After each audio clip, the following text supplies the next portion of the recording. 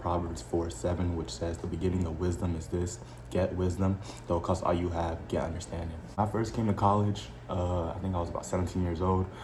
I grew up in church all my life, but I didn't have like a firm knowledge on what the truth was. I was just in church just because my parents told me to really be in church.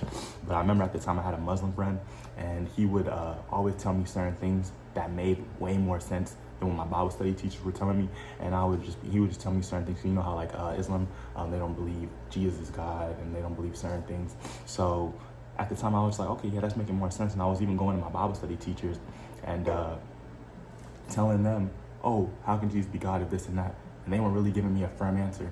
But one thing that my Muslim friend would always tell me, he was like, you know what, just read the scriptures for yourself, because I don't believe it because of me, read it for yourself.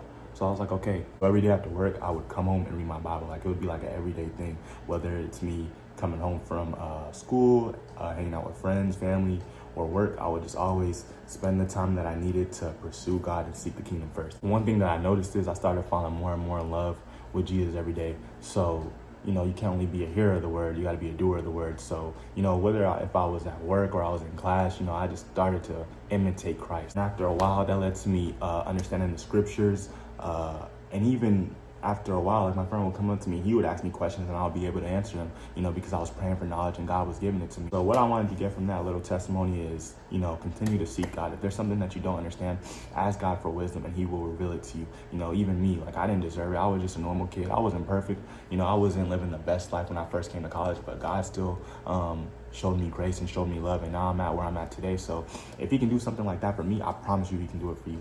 But yeah, go into this week with love, go into this week to seek the kingdom and to seek understanding and be the person God wants you to be, because he loves you and nothing can keep you from his love.